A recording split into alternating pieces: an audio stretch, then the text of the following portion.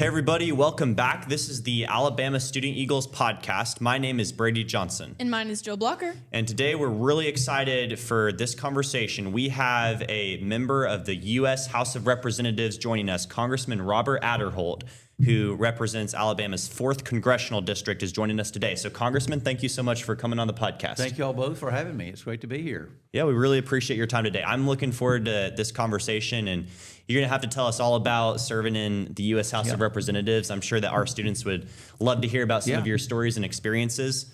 But first of all, to start it off, why don't you just share with us a little bit about yourself and your story and what led you to get involved in politics? Yeah, no, that's a good way to start. I grew up in Haleville. I'm from Winston County. That's where I grew up. I graduated from Haleville High School there. I went to undergraduate. I went for a year and a half to the University of North Alabama, and then transferred to and graduated from Birmingham Southern. And after graduating from Birmingham Southern, I went to the Cumberland Law School at Samford University. I got my law degree there. And I got interested actually in politics when my dad first ran for office when I was probably 11 years old. And he ran not for Congress or the legislature, but for judge. In Winston County, Marion County, that area. And so as an 11-year-old, I helped him campaign a lot and went to different events, went to high school football games across the two counties. We'd go to sometimes like a plant would be coming on the job in the mornings. We'd get out and campaign and hand out cards and for my dad. And so that sort of got my interest in politics. And but as I say, my dad ran for judge, and he was elected, by the way, that year. But I then went and paged in the Alabama legislature when I was probably about 12 or 13, not long after my dad got elected. I went down to Montgomery and paged. I don't know if you're familiar with the PAGE program down there, but they have high school students that'll come down there, usually for just like a week or so to come down. It's not for a long period of time. They come down for one session during the week and just sort of help out with running errands there off the House or Senate floor. And so I sort of first time I'd been involved or been exposed to a legislative process. Like I said, my dad was on the bench. So I really thought it was interesting how you had people from all over the state of Alabama that came together in one location down in Montgomery, and they would represent their particular county or their particular area, and then they would vote on the legislation that governed the state of Alabama. And so I was very, really I thought that was a great concept, the way that, as a 12-year-old, that you had all these people that were elected from their respective counties that came together and debated the issues, talked about the issues.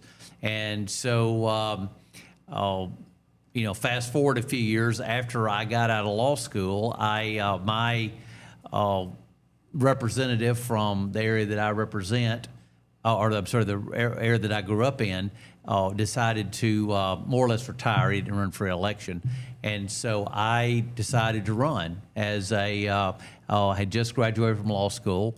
And unfortunately, I lost, which is not uncommon if you're in politics. There's very few people that I've learned that they've haven't lost some race in their life or been involved in campaigns. It's very few people have a 100% track record. So I lost that race for the state legislature, and then a few years later, my predecessor, Tom Bevel, was the congressman. He decided to retire, and so I thought I'd try it again.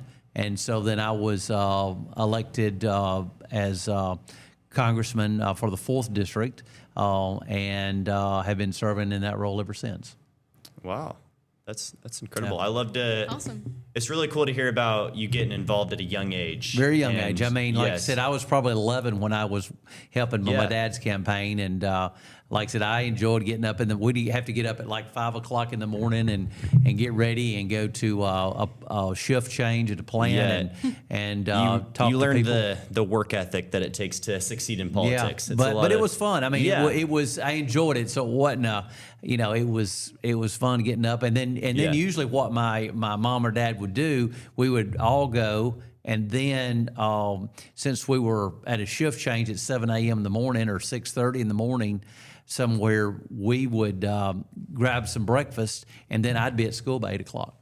Yeah. So I'd be, I'd already been up 2 or 3 hours campaigning before I went to school. So, it's a little bit of a different experience from a lot of my other colleagues that I went to school with. So, but like I said, that's what really sort of whetted my appetite and got my interest in politics in general. Mm-hmm. Cool. It's always nice to find something you enjoy. Well, and it's one of those things that some people enjoy politics, some people don't. I'm sure y'all have experienced the same thing. Mm-hmm. From your experience in working with the state party, I'm sure there's some of your friends like, I can't imagine you doing that. I would hate doing that. And then you get some of those reactions sometimes. Yeah. So, it's all different personalities. So. Mm-hmm. Yeah, well, and it's good, and it's also, good to come at it from the perspective of knowing that people can make a difference in a lot of different ways. And there's a lot of different meaningful things that you can do. It doesn't just have to be politics. It could be, community service projects, a lot of different things that you can do to make a difference. And after I, paged in the legislature, I went down several times during when I was in high school and was paged at different times. But I was involved in politics, and so if there was an election going on, I would go out, put up signs for candidates and that I'd know, that I'd met, and so it was really a great time to sort of get my feet wet politically. I wasn't doing anything big, but I was putting out signs for candidates, and when I was in high school, and I do have my trunk full of signs, and I'd go somewhere and just put out signs for. So it was and that's still important today. I appreciate people who in my own campaign will get out and put up signs for me. I mean, I put out signs too, and folks will help with my campaign. But I always love to hear somebody say, we put up some signs for you today or whatever, and it's always great to hear. Yes. So based on like your experiences and running for office, what's some advice that you would offer to some young people out there who want to have success in politics, maybe want to pursue that more, and just be good like leaders in politics and leaders in their communities? And it's one of those things where, as we go back to saying it, some young people are very interested in politics, very interested in what I do. Then there's some young people that's just not their cup of tea, so to speak, and that's okay. I mean, everybody has their own interest and own thing that they're interested in. But for those who are interested in politics, I would say if you want to be involved, check out the PAGE program in Montgomery. Your state representative or your state senator can have a page to come down, and it's usually, like I said, it's usually for a week, so it's not like you're there for a long extended period of time, and you can go down and be a page and sort of see how the process works. So that's actually one of the best exposures. But then volunteering in people's campaigns, I think, is also equally as important. And whether, like I said, when you're a high school student, you may not be able to do the crafting of the speeches or being able to the logistics of the campaign, but just going out and putting out signs and maybe go to events and be helpful to the candidate is really very meaningful. Yeah, that was one thing that we talked about, I think, with Mr. John Wall, was that anyone who wants to get involved in politics, starting off small gives you a really good appreciation for all those people that are pushing you forward when you eventually do get to that level where you are, writing laws and writing bills. And and you make those relationships, you get to meet people. Yeah. And, but yeah, I mean, I always love it if, over the years, I've had a lot of students that have been involved in helping me on, whether it be just a little time here and there, nothing full time, nothing overburdensome, but helping out with the campaign, whether it be putting out signs or going to some event, wearing T-shirts somewhere, and and it's good experience. I mean, from someone who did that when I was a teenager, it's a great experience. Yeah, and like I said, it just gives you really great appreciation for all those people that are pushing you ahead. One thing that I wanted to ask you, though, was I know that you're a man of faith. So how has your faith impacted your work? Oh, yeah. I mean, it's I think it's one of those things that's sort of the bedrock of why I went to Washington and what really keeps me there. You have to have, I think, somewhat of a moral compass. And that's, what I look to as my faith in that respect. I think that, I would say most elected officials will claim some kind of faith, more or less. There's very few that doesn't claim any faith at all. But obviously there's some that take that more seriously than others. Some of them, it's a talking point for them.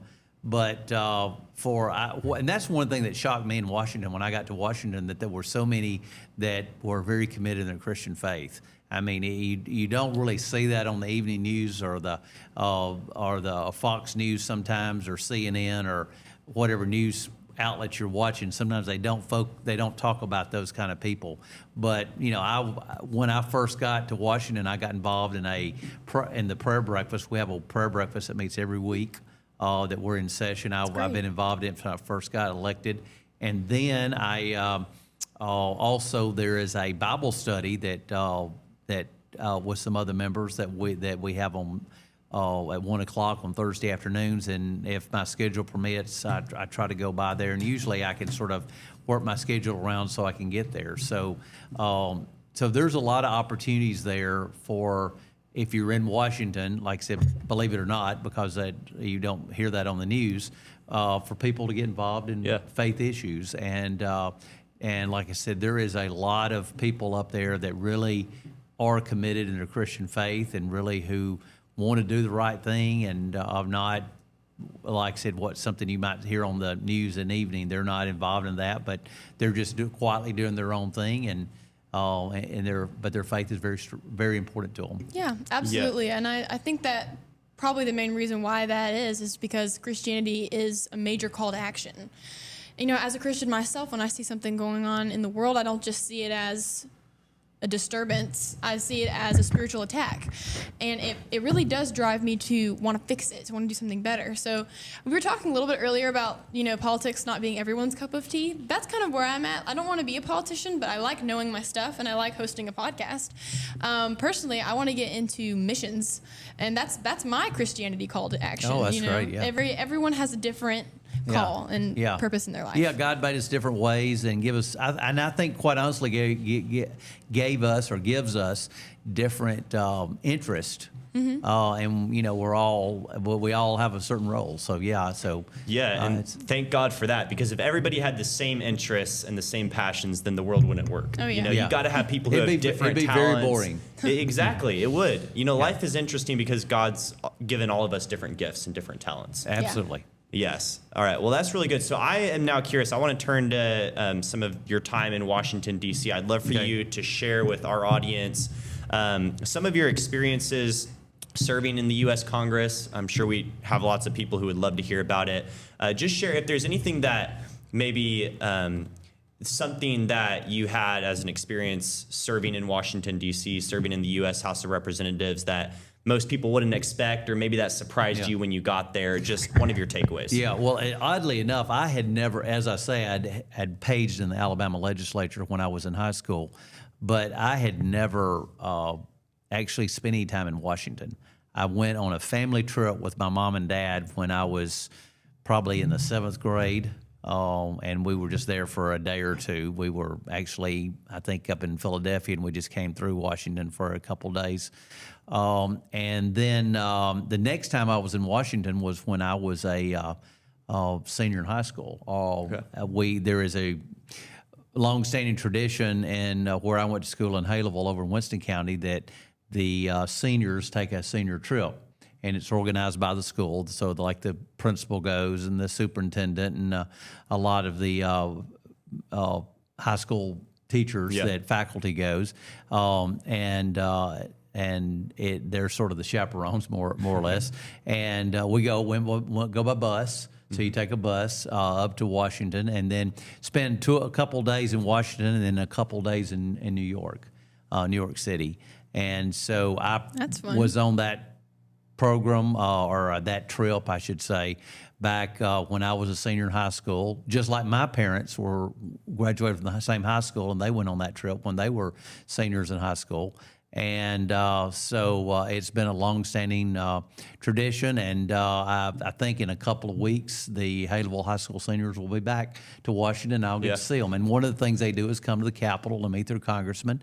And so I've had a chance to meet, with the Haleyville High School class all the years I've been in Washington, and plus, it's. A lot of other schools come as well. Haleyville's not the only one. There's a lot. Sometimes the middle schools come. Sometimes they're high school groups. Sometimes they're bands that come up there. It's not always seniors. But I had never really spent any time in Washington until I was elected to Congress.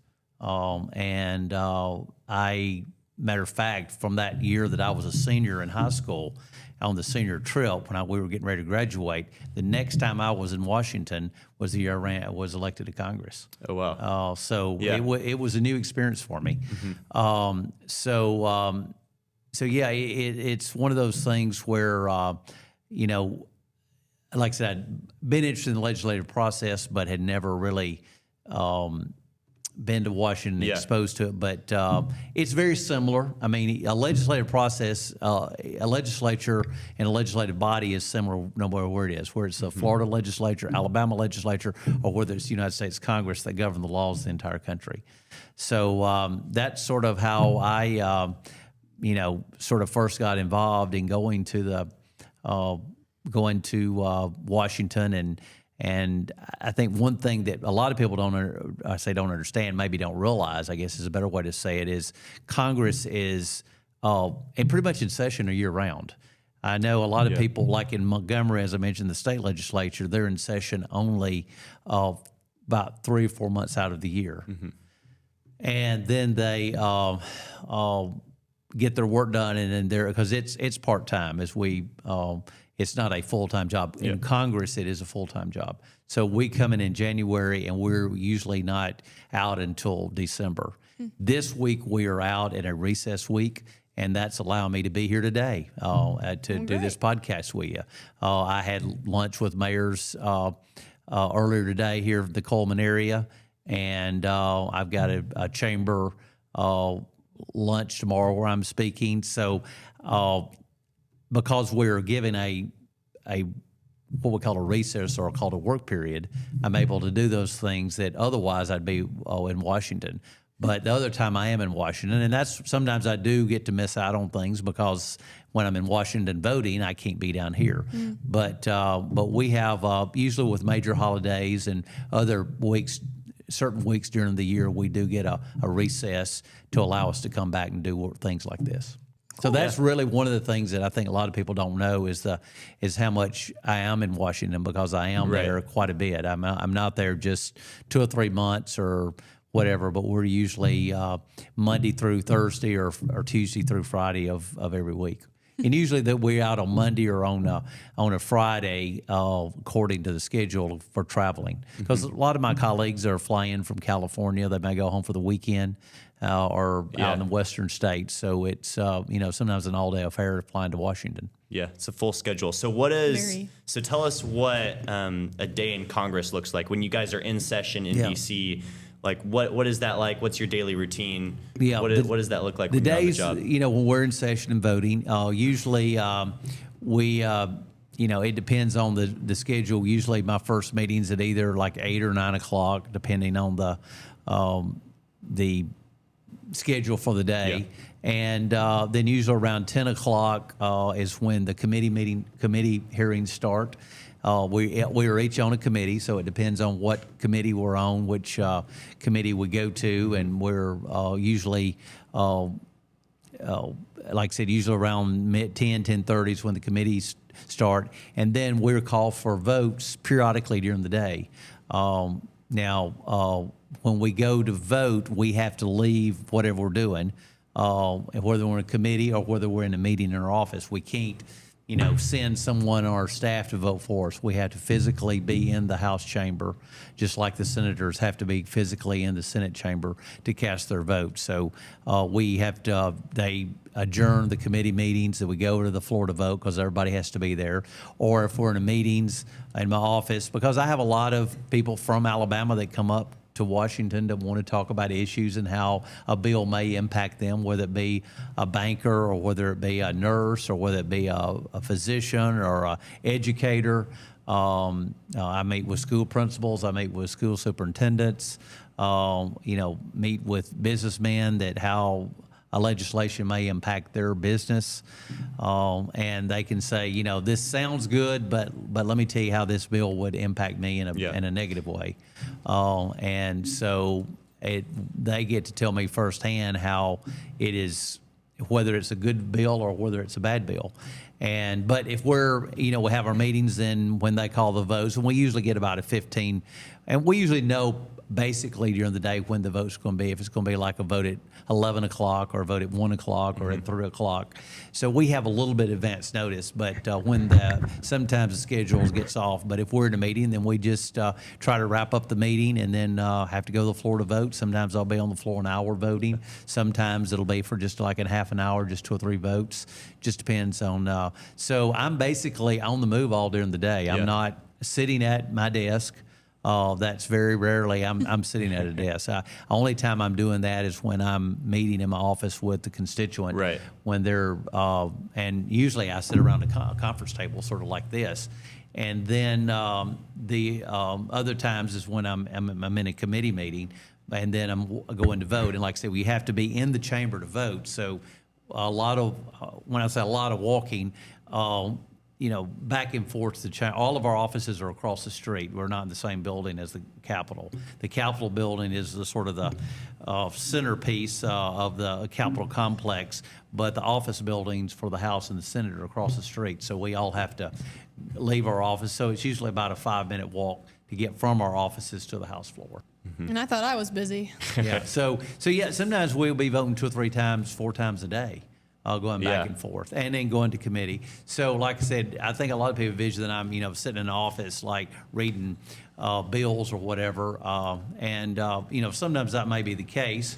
But fortunately, I also have a staff that help me go through the bills, and they take phone calls from constituents and get input that they have heard about the bill, whether it's good or bad, or if it would be good for Alabama or bad, or like every bill, there's sometimes you hear the first part of it, it sounds great, but then the actual application of it may have a completely different impact. Mm-hmm. Yeah. So what are some of the top bills or pieces of legislation that you guys are debating right now or working on right now? Are there any major issues that you guys are focusing on at this time? Yeah, several. There's always a lot of issues that are going on, and usually the timing of it is the leadership. The Speaker of the House, the Majority Leader, decide what bills actually comes to the floor. But just last week, we had the Farm Bill. That's the bill that deals with all the different farm programs and trying to make sure that we have agricultural safe and sound in this country, and that we're not dependent on other countries for all of our food, and making sure that we can keep the family farm intact, and to make sure that again, we're not dependent on China or any other country to feed us. We want to be self-sufficient for no other reason, for national security reasons. But there's that was one of the things that we voted on last week. Another thing that we dealt with, I'm on the Appropriations Committee, and each of us, and really we hadn't talked about that, but each of us are on at least one committee. And it depends on the size of the committee. whether we're on one committee or two committees. Committees that are more larger and have more jurisdiction, usually we're on one committee, and that's, in my case, I'm on the Appropriations Committee. And the task that our committee is funds every facet of the federal government. Our committee, whether it be Department of Labor, whether it be Department of Education, Department of Health and Human Services, Department of Agriculture, Department of Transportation, Department of Defense, they have to have funds to actually operate these departments. And to make sure, like for agriculture, make sure that you've got the USDA inspectors out there in the field that are out there inspecting meats that have the little stickers when you go to the grocery store, USDA, that they make sure it's not, contaminated food and things like that. So that's just one thing. Like in Department of Agriculture, there's a lot of other things they do as well, but that's just one example. Of course, make sure that Department of Defense has money so we can pay our soldiers, so that we can buy bullets, so we can buy ammunition, so we can buy airplanes and tanks. We spend over $1 trillion a year on operating the government. And so we have hearings on my committee to find out what the departments need and how much money that they feel like they need to carry out their operation to serve the American people. So people talk a lot about the national debt, and that is definitely a major issue. And, I think fiscal responsibility is important, but obviously you've got to weigh that with the cost and benefits of what we're going to defund, where we're going to be pulling money away from. So how do you view that issue? Do you think there are practical ways that we can cut government spending? Do you think that there's a path forward to reduce the national debt? Yeah, there's a lot of things that we can do and need to be done. First of all, as you probably know, we're hovering around 37 trillion now, and so it's really hard for us to really grasp how much. Can't even wrap your head around that. Much money that is, but one thing that really costs that's contributed to our debt so much is our entitlement programs. There's a lot of waste, fraud, and abuse, and lack of there are Medicare, Medicaid, Social Security, those things. I'm very supportive of Social Security, Medicare, Medicaid, those programs, but there are a lot of, I think, waste, fraud, and abuse, and that's where just we look need at California and Minnesota. Exactly. That's a very good point. That we've just seen that here recently in the news. But that is something that constantly has to be looked at and trying to figure out, because there's people that try to, for lack of a better term, to scam the system. And they come up with new ways to do that. And so that is one way. Of course, government finding that, wasteful government spending is always one thing that you want to be aware of, because that will creep into the mix if you're not careful. But when I threw out the term or the amount 37 trillion, it's like it's changing constantly. So I'm having to get the exact number. But that's what 1 trillion is more than I can really comprehend. And let me just leave this with you as a good example of how much $1 trillion is, because, like I said, we really can't wrap our minds around the amount. Somebody once told me this, and I thought was a very good example. If you had been alive when Jesus was born in Bethlehem over 2,000 years ago, and you had gone to the local bank there in Bethlehem, and you had deposited $1 million the day that Jesus was born, and then on day 2, when he was 2 days old, you deposit another $1 million. When he's 3 days old, you deposit another $1 million. And suppose that you've been alive, or somebody in your family's been alive for the last 2,000 years, and every day have gone to deposit $1 million in that account. That account would not even have $1 trillion in it yet. Oh my gosh. So that gives you an idea of 1 trillion, and we're 37 trillion. Crazy. Yeah. So we have to take our debt seriously, but obviously we got to do things to make sure that we keep our government open and running. We don't want to. We don't want to be lacking our defense. We want to make sure we have a strong defense, because I think there is peace, truth, through strength, as Ronald Reagan used to say. And so we have to spend those things, but we've got to make sure that we are constantly and vigilant to make sure we're not continuing to add to that debt. Yeah, I think Trump is doing a really good job of that right now. Now, there's a few things that he's cut, but mostly, I don't know, it's kind of worth it to not have trans animal surgery across. Yeah, stuff like that. There's no reason that we need to do that. I mean, there's legitimate things, but that we've got to make sure that we don't spend it on some of the crazy stuff that some people in Washington would want to spend it on. It's a bummer that some nice things are getting cut, but that's kind of bound to happen. Honestly, though, I'm just glad they're doing something about it. Yeah. Yeah. So that's one major issue that obviously needs to be solved, but I want to just broaden it for a second and go back to something that you talked about earlier, which is that about how your faith is really the foundation for your moral compass, and that how that provides a moral guide. Such a good thing to have. And I think that is a really important point, because a lot of the problems we're seeing right now,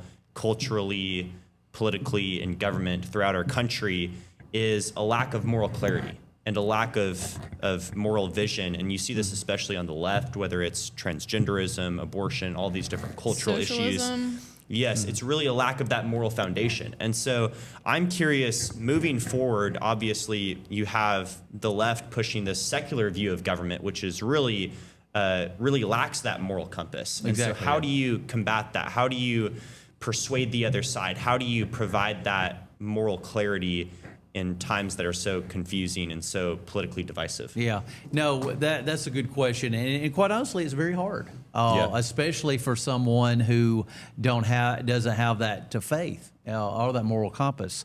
I think one of the best things that really it goes back to constituents and how important it is for constituents to be engaged with their politician or their member of Congress or their state legislator or state senator and say, this is something that is very important, and I'm watching this. And so, when we're in Washington, we're sort of all as equals, and so it's difficult to, you can't just go to another member of Congress and say, you got to do this or you got to do that, because they are elected by the people who sent them up there, just like I'm elected the people who sent me up to Washington. So that's why I think that I wish that constituents would be more engaged when these issues come up, especially when it's the issues that deal with moral clarity and that really, like, whether it comes to abortion or whether it's transgender issues or same-sex marriages, that the people would weigh in and let their congressman know of how, and that's because that's who they listen to. They won't necessarily listen to me. I mean, we can make the arguments and we can try to point out statistics, and just like the abortion drug that we've seen, mifepristone, which I'm sure y'all are both familiar with, that's mail order. And we're trying to overturn that to make sure that that young girls or women or whatever can't just go to a mail order catalog and call in some number and get an abortion pill sent to them. That there's a lot of risk that goes with it. There's a lot of trauma that goes with it, and a doctor must, I think, oversee that. And that's just one, I'm against abortion across the board. But if there is the abortion drugs out there, we got to make sure that they're not just willy-nilly sent through the mail to people. And so that's a good example. But again, my colleagues need to hear from the people who sent them up there. And that's why I always encourage people. I say, call your congressman, send a letter, send an email, because we know, or I think about, for every one email, one call I get, there's probably 100 people that are thinking the same thing that didn't take time to call. So Absolutely. So someone would say, what's one phone call? What's that going to make a difference? So it makes a big difference, because, like I said, I realize that in an average congressional district, somewhere between 700,000 and 800,000 people, and so I realize that when one person calls, there's 100, maybe more, that are thinking the very same thing but didn't take time to call. Yeah. So if I get 10 calls, then that's a lot of people. Yeah, absolutely. Yeah. Yeah. Well, I think that's really important, taking that personal responsibility and taking responsibility for the well-being of your nation. And, the Constitution begins with we the people. And that really puts the responsibility on us. It puts the responsibility on we the people because we're in charge of our government. We have to hold our elected representatives accountable. And so that's where everybody has to stand up and do their part. Everybody has to take responsibility for their government. And like you were saying, call your elected representatives and let them know how you feel. And more important than ever, this is our 250th birthday. Yeah. This is our semi-quincentennial. I'm old enough it was about the time that I was, when my dad was running for office was the bicentennial. And so I remember the bicentennial. It was a big deal, and celebrating the 200 years of our nation's birth. Yeah. And here we are 50 years later at 250. And so it's an exciting time to be an American, to celebrate 250 years of having independence. And so I was actually in Washington last week when the King of England, King Charles, came and addressed the joint session of Congress. Yeah. And I really realized of how connected we are to, of course, back in 1776, the King of England was King George. And he made reference when he spoke to Congress when King Charles last week, he mentioned that was his fifth great-grandfather. So, it was sort of really puts in perspective that the guy that's up there now celebrating with us on our 250, that was his great-great-great-great-great-grandfather that was the King of England when we pulled away and become an independent country. Yeah. In the spirit of America's 250th anniversary, I'd love to ask you a question kind of about history and about the American founding because, Student Eagles, we really want to emphasize the importance of education and teaching people about the importance of studying history. Yeah, learning history. So I'd love to know who was one of your favorite of the founding fathers and why. Yeah, well, from a very young age, I've always been very intrigued by Ben Franklin. He's been somebody that I've always thought was he was the, as someone once jokingly said, he's the most famous president that never was. He was never president, but people know him as much as they know George Washington and John Adams and all the other major presidents because he was such a force. He was an older statesman at the time, but he is someone that I think just because of his background with his scientific knowledge, but also his political knowledge. Yeah. And he was very instrumental in getting funding for the Revolutionary War and going over to France and making sure that we had funding for the war because we were a very poor area. The 13 original colonies were a very poor area and didn't really have a lot of funding. So getting that money from France was a big deal. And his wit and his humor that I think Franklin had, he has to be one of my favorites that I've always been have looked at. Even when I was a young teenager, I was very enamored or was very interested in a lot of the things that he would say in his history. He has some of the best quotes and one-liners. Exactly. He's got some really good ones. And that all goes back to he published what's called the Poor Richard's Almanac. Yeah. And a lot of those in the almanac, he had these sayings, early to bed and early to rise makes man healthy, wealthy, and wise, which a lot of us has heard. There's only two things that are sure, death and taxes. Yep, that's a good point.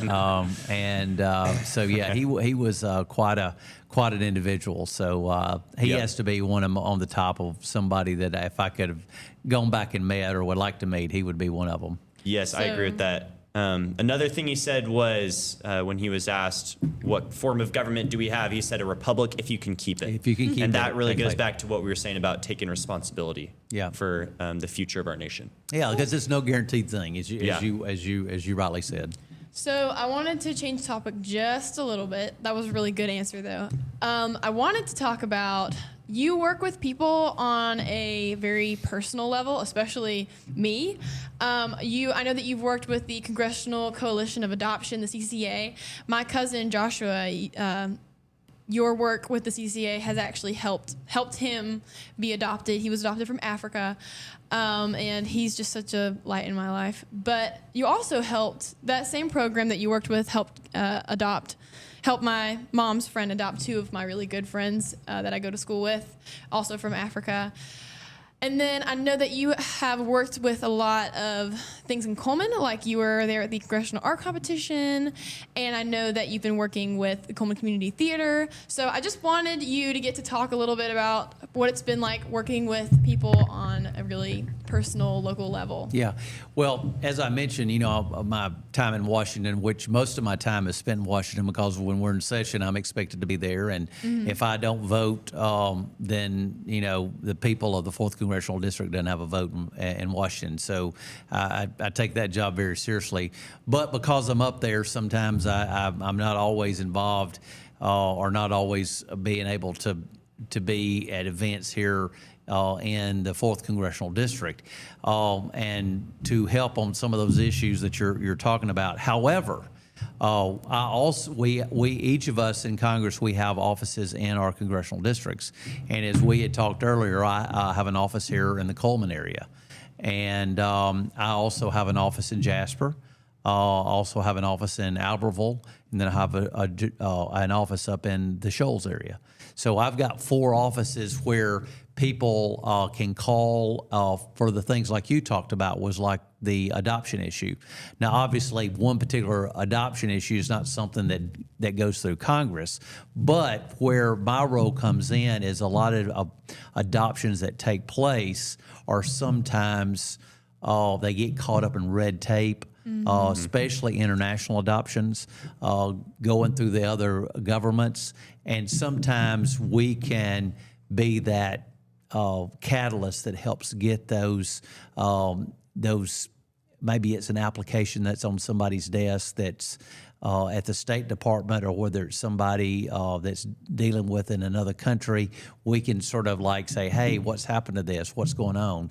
And they get a letter from us, they get a call from us, then that will lodge that and get it off of somebody's desk and help with an adoption. Or, sometimes it deals with they need that a prospective parent is trying to go to a foreign country to do an adoption, and they've got to get the requisite paperwork, like their passports and all that. We can help with that because obviously they got to get the passports from our State Department.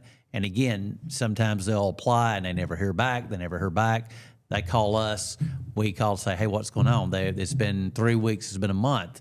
And you hadn't responded to them, and they need this passport to go see about this adoption. And so we can help facilitate that. So there's a lot of things like that we, in our district offices, those are the things we handle. Fortunately, all of us have staff that works in those offices. So I have a couple of people in most of my offices. And so when it's an issue like that, then they can call on my behalf to the State Department or to whatever agency's involved with an adoption or whatever, and say, this is going on for a long time. What's the hang up here? And help facilitate to make sure that adoption, so that the families can be intact. And like you talked about, is someone that's been very meaningful in your life over the years. Yeah, and I know that for sure. Just like you said, it was really difficult to get Joshua adopted. So to give him the push he needed to finally be able to come into the States really meant a lot to me, but definitely meant a lot to my aunt and uncle. Yeah, and like I said, sometimes it'll be our State Department in Washington that just are sitting on documents that need to be processed. Yeah. Sometimes it can be through another country, and we can reach out to the ambassador or from the other country and say, we need you to look into this and try to find out what's the holdup. And like I said, sometimes it's not any real big reason that it's being held up. Sometimes it's just on somebody's desk. Yeah. And it's just, they've got other issues that are going on, but we can call. And when a congressional office does an inquiry on something, then they will sometimes make it kind of jumpstarts things. Yeah, jumpstarts, good way to put it. Yeah, I think that's awesome. And it's, with all of the negative news headlines that you see these days and all of the negative media out there, it's great to hear, positive stories like that. And you won't hear those positive stories on some of the news. It doesn't get as much attention. Yeah, because there's sort of not as I mean, I won't say Not they're as boring, attention-grabbing. but they're not like, when you hear, some scandal or something that's going on. Yeah. That's much more of a, like, oh, wow. But somebody helped get a child here from Kenya. That's, it's not. So that's why the news media sometimes they don't talk a lot about that. I think it's good to highlight the positive things as well. Yeah, and, thank you. Making a real difference in people's lives. Totally agree. So thank you for the work that you've done on that and many other issues in Congress. Did you want to touch on the congressional art competition? Yeah, well, or let me just that'll be a good thing to close on. We're there back several years ago, and I'm not sure exactly how many years. It's probably 40 or 50 years ago, they implemented a program in Congress where they would recognize artists in high school students that were artists and recognize their talents. And a lot of times, you said you're involved with art, and a lot of times people that's involved, the students that are involved with art, are sometimes not recognized, and some of their talents are not recognized. And so this program was implemented, like I said, probably 40 or 50 years ago, well before I came to Congress. And it sets up an art competition for high school students to participate in, and we have a contest. Any student, and whether they're in public school, they're in private school, they're homeschool, whatever the case may be, they can submit a piece of artwork. There's certain guidelines of what you have to, what kind of art that's been accepted. But this year we had about 230 entries from across the congressional district from high school students like yourself, and then we bring in. I'm not an artist, so would not be a good judge, but we bring in like usually some art teachers, like 3 art teachers from a different school that's not involved in the ones that are being judged. And of course, it's all, nobody knows, there's no names on it. They just look at the art, and then they will pick the winner. And we'll have about 5 different categories. And congratulations on winning your category. Thank you. So we have a category of 5 winners for each category, first place winners, and then we have the best of all, best overall winner. And the best overall winner from the different categories, like painting, from pencil drawings, from photography to mixed media, whatever the case may be, computer graphics, we pick a overall winner, and that winner's artwork goes to Washington as displayed in the Capitol Complex over the next year. Yeah, it's a really cool program. The first time I heard about it was I was up in Washington, and me and my mom and my siblings, we were walking through and we were looking at all the art that had won from the year prior. And my mom was like, "Oh, you got to enter that." So this year was my first year doing it. It was really fun. And you won, so that's very impressive. I'll probably do it again next year. But I wasn't expecting it to be such a big ordeal. I sort of thought that it was going to be, I don't know, a bit smaller.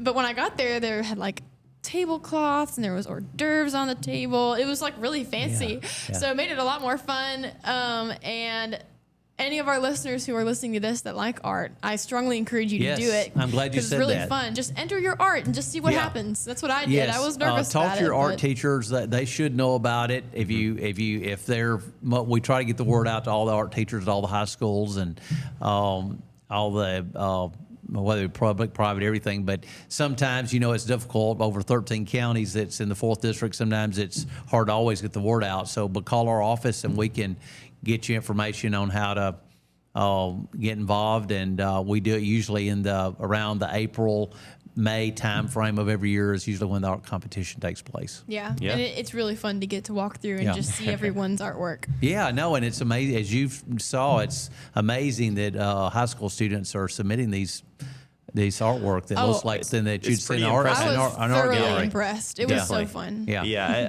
I think this pretty great, but art is not really my forte, so I probably couldn't win any competitions. But well, I may be with you on the art competition, but if you're out there, you're a good artist, you should definitely enter next year. Yeah, you might have a chance to win a prize and get your artwork displayed in DC, which And would be pretty also, cool. not only do you get your artwork displayed in the Capitol complex there, as you mentioned, but also we work with Southwest Airlines, and they provide 2 round-trip tickets to Washington for Wow. the student and their and their one of their parents, and so they get to come on a trip to Washington and be able to not only have their art recognized, but they get to come and see it when they display it there. So Yeah. that's another incentive. The first time I met you, Mr. Aderholt, was when I was at the art competition. I got to shake your hand, and I was like, "Oh, hey, I'm from Student Eagles." And then about what was it like? It's been 2 weeks since, maybe 3. I heard you're going to come on the podcast. I was like, "Oh my gosh, I've got to bring it up." It's something that we've got in common. Yeah. So I'm glad that we're going to talk about it. Yeah, well, that's perfect timing. So, Yeah. I've enjoyed being with you Yeah, here absolutely. on this podcast, and it's great what y'all are doing, and wish you all the best. Yeah, well, thank you so much. As we wrap it up today, I just want to say for any students out there who want to get involved, you can find Alabama Student Eagles on social media, Facebook or Instagram. So please DM us, and we'd love to get you connected and help you start making a difference and really help you take responsibility for your government and for your nation like we've talked about today. But once again, Congressman Aderholt, thank you so much for joining us. I really enjoyed Good to this. be with you. Thank you. Yes. Good to be with Awesome. you. Thank you. Before we close it up, I do have a Bible verse. Today's episode of Bible verse is trust in the Lord with all your heart and lean not on your own understanding. Proverbs 3:5. Amen. That's a good one. Great conclusion to today's episode. Well, thank you to everyone out there for tuning in today, and we really enjoyed this conversation, and we'll see you again next time.